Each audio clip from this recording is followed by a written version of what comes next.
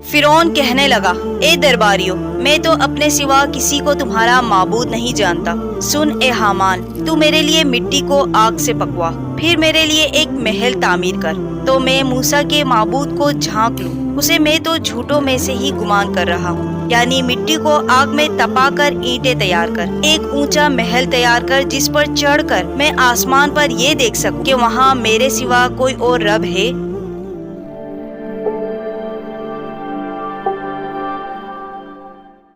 बिस्मिल्लाहिर्रहमानिर्रहीम। अस्सलाम वालेकुम दोस्तों।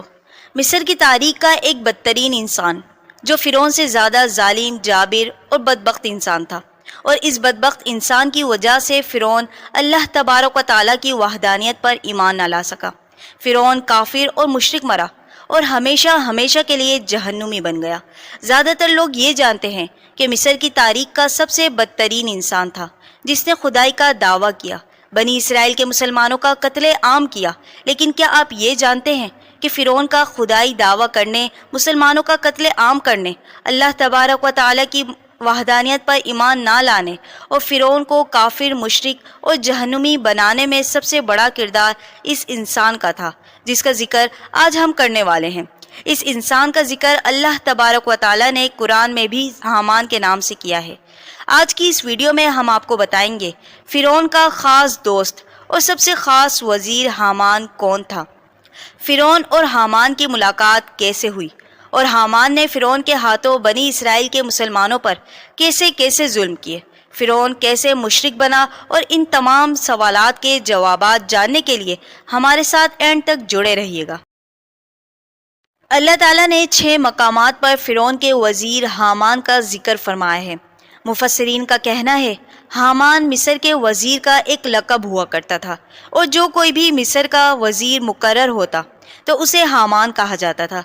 जैसे कि मिस्र के तमाम बादशाहों को फिरौन कहा जाता था, इसी तरह मिस्र के वज़ीरों को हामान कहा जाता था। और बाज़ रिवायतों में आता है कि हामान एक मखसूस शख्स का नाम है जो फिरौन मिस्र का वज़ीर था, जिसका जिक्र अल्लाह तबारक व तआला ने कुरान में फरमाया है। हामान मिस्र में रहने वाला एक आम बाशिंदा था। फिरौन और हामान की मुलाकात उस वक्त हुई जब फिरौन मजदूरी की तलाश में मिस्र में निकला, तो एक मकाम पर फिरौन और हामान की मुलाकात हुई। ये मुलाकात देखते ही देखते दोस्ती में बदल गई। इस तरह ये एक दूसरे के दोस्त बन गए।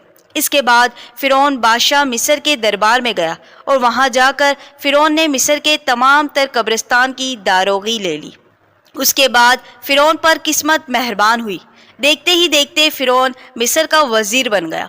वज़ीर बनने के बाद किस्मत फिर मेहरबान हुई और मिस्र का बादशाह बन गया। जब फिरौन मिस्र का बादशाह बना तो उसने अपने ख़ास दोस्त हामान को अपने पास बुला लिया और उसे अपना वज़ीर बना लिया। फिर उनकी बदबख्ती का सफ़र शुरू हुआ। फिरौन के जुल्म सितम और कत्ल के पीछे सबसे बड़ा किरदार हामान का हुआ करता था। मिस्र की तारीख में जितने भी जुल्म और जितने भी कत्ले आम हुआ, जितने लोगों को बुत परस्ती में मुब्तला किया गया, ये सब हामान के कहने पर किया गया। बज़ाहिर मिस्र का बादशाह तो फिरौन था, लेकिन फिरौन जो कोई भी काम करता हामान से बगैर मशवरे के काम नहीं किया करता था। मिस्र में हर बुराई के पीछे हामान का हाथ था। यही वजह है कि हामान को फिरौन से बड़ा जालिम और जाबिर इंसान कहा जाता है। जब फिरौन मिस्र का बादशाह बना, फिरौन ने हामान से कहा, मैं मिस्र में खुदाई का दावा करना चाहता हूँ। मैं चाहता हूँ तमाम लोग मुझे मिस्र का खुदा माने, मेरी पूजा करें और मेरे आगे सजदा किया करें। फिरौन ने हामान से कहा, मुझे ऐसा क्या करना चाहिए कि तमाम लोग मुझे अपना खुदा मानने लगे। तो हामान ने उसे मशवरा दिया, सबसे पहले दीन तबलीग की तालीम पर पाबंदी लगाई जाए, दीनी दरसगाहों को बंद कर दिया जाए।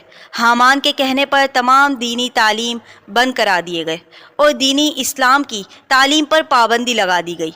वक्त के साथ लोग हज़रत यूसुफ़ अलैहिस्सलाम के दीन से दूर होने लगे।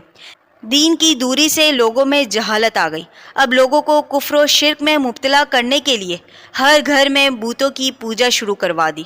लोग कुफ्र और शिर्क में मुब्तला होने लगे, अल्लाह को छोड़कर बूतों को पूजने लगे। जब हामान और फिरौन ने देखा कि लोग अल्लाह को भूल गए हैं, अब हामान ने मशवरा दिया, مصر کے تمام لوگوں کو ایک جگہ اکٹھا کیا جائے اور اب ان کے سامنے خدائی کا دعویٰ کیا جائے، سجدہ کرنے کا حکم دیا جائے۔ فرعون نے ایسا ہی کیا، لوگوں کو جمع کر کے خدائی دعویٰ کیا اور سجدہ کرنے کا حکم دیا۔ اور سب سے بڑا قبیلہ قبطیہ فرعون کو خدا ماننے لگا اور اسے سجدہ کرنے لگا۔ اس طرح فرعون مصر کا جھوٹا خدا بنا۔ جب فرعون نے جھوٹا دعویٰ کیا تو ان میں کچھ لوگ ایسے بھی تھے جن کے دل ایمان کے نور سے منور تھے، جو صرف اللہ پر ایمان رکھتے تھے۔ فرعون کو جب پتہ لگا تو اس نے ان چند مسلمانوں پر ظلم و ستم کرنا شروع کر دیے، ان کو اپنا غلام بنا لیا اور مصر کا سب سے مشکل بھاری کام ان سے کرواتا اور ان پر بدترین تشدد کرواتا۔ جب فرعون اور حامان کا ظلم و ستم بڑھنے لگا تو اللہ تبارک و تعالیٰ نے بنی اسرائیل کی ہدایت کے لیے اپنے پیغمبر موسیٰ علیہ السلام کو مبعوث فرمایا۔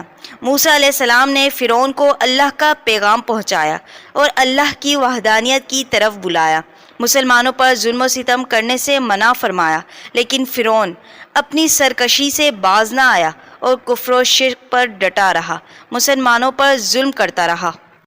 روایات میں آتا ہے کہ ایک مرتبہ حضرت موسیٰ علیہ السلام فرعون کے پاس تشریف لائے اور فرعون سے کہنے لگے، اے فرعون، اگر تو اللہ پر ایمان لے آ تو تیری آخرت تو بہتر ہو ہی جائے گی اور اللہ تجھے دنیا میں 4 نعمت عطا فرمائے گا۔ فرعون سن کر پوچھنے لگا، وہ 4 نعمتیں کون سی ہے؟ شاید میں سن کر ایمان لے آؤں۔ موسیٰ علیہ السلام نے بتایا، تو ہمیشہ تندرست رہے گا، تو کبھی بیمار نہ ہوگا، اور اگر تو ایمان لے آ تجھے اللہ 2 ممالک کا بادشاہ بنا دے گا۔ ابھی تو ایک ملک کا بادشاہ ہے اور دنیاوی نعمتوں کے ساتھ ساتھ اللہ تجھے جنت میں بھی جگہ عطا فرمائے گا۔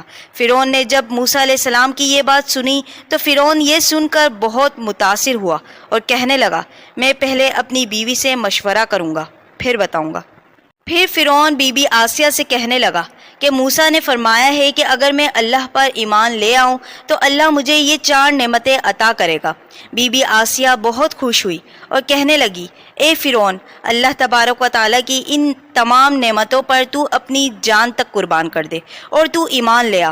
اور زاروں قطار رونے لگی اور کہنے لگی، آفتاب تیرا تاج ہوگا، بلکہ آپ موسیٰ علیہ السلام کی بات سنتے ہی آپ کو ایمان لے آنا چاہیے تھا۔ فرعون کہنے لگا، اس بات پر میں حامان سے بھی مشورہ لینا چاہوں گا۔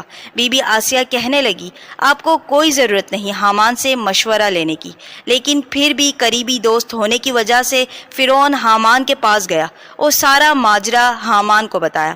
فرعون پوچھنے لگا، اب مجھے کیا کرنا چاہیے؟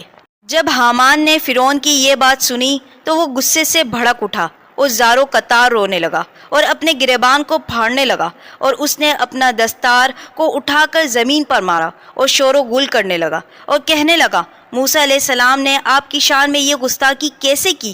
آپ کی شان تو یہ ہے کہ ساری کائنات آپ کی وجہ سے چلتی ہے اور سارے ملک کے بادشاہ آپ کے دربار میں سجدہ ریز ہوتے ہیں۔ حامان فرعون سے کہنے لگا کہ موسیٰ علیہ السلام نے آپ کی توہین کی ہے کہ آپ اللہ تبارک و تعالیٰ پر ایمان لے آئے، پوری کائنات آپ کو سجدہ کرتی ہے اور آپ رب ہیں۔ حامان فرعون کو بھڑکانے لگا، کیا آپ موسیٰ کی بات مان کر ایک غلام بننا چاہتے ہیں اور خدا سے انسان بننا چاہتے ہیں؟ اگر آپ نے اسلام قبول کرنا ہے تو مجھے مار ڈالیے تاکہ میں آپ کی مزید توہین نہ دیکھ سکوں، اور اسلام قبول کرنے سے منع کرنے لگا۔ فرعون نے جب حامان کی بات سنی تو فرعون غرور میں آ گیا اور غرور میں آ کر اسلام قبول کرنے سے انکار کر دیا۔ حامان کی بات مان کر فرعون ہمیشہ کے لیے جہنمی بن گیا، اور بہت سے عذاب دیکھنے کے باوجود بھی وہ ایمان نہ لایا، تو اللہ نے اس کو اور عذاب میں مبتلا کرنے کا ارادہ فرمایا اور فرعون کو غرق کرنے کا بھی ارادہ فرمایا۔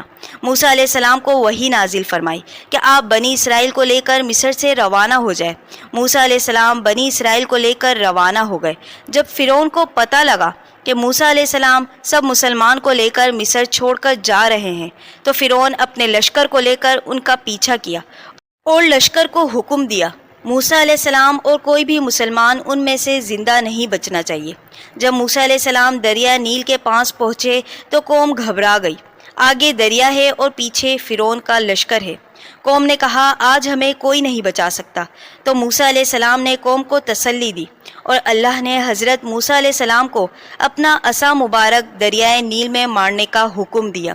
جیسے ہی موسیٰ علیہ السلام نے عصا دریائے نیل میں مارا تو سمندر نے پھاڑ کر رستہ بنا دیا اور موسیٰ علیہ السلام اور ان کی قوم نے رستہ عبور کر لیا، اور جب لشکر اور فرعون اسی راستے سے دریائے نیل میں داخل ہو گیا، جب فرعون اور اس کا لشکر دریا کے بیچ میں پہنچا تو اللہ نے سمندر کو مل جانے کا حکم دیا، اور جب اس نے موت کو قریب سے دیکھا تو بلند آواز سے کہنے لگا کہ میں موسیٰ کے رب پر ایمان لے آیا، لیکن اس وقت اس کا ایمان لانا قابل قبول تو نہ تھا۔ اس کا لشکر اور فرعون پانی میں غرق ہو کر ہلاک ہو گیا۔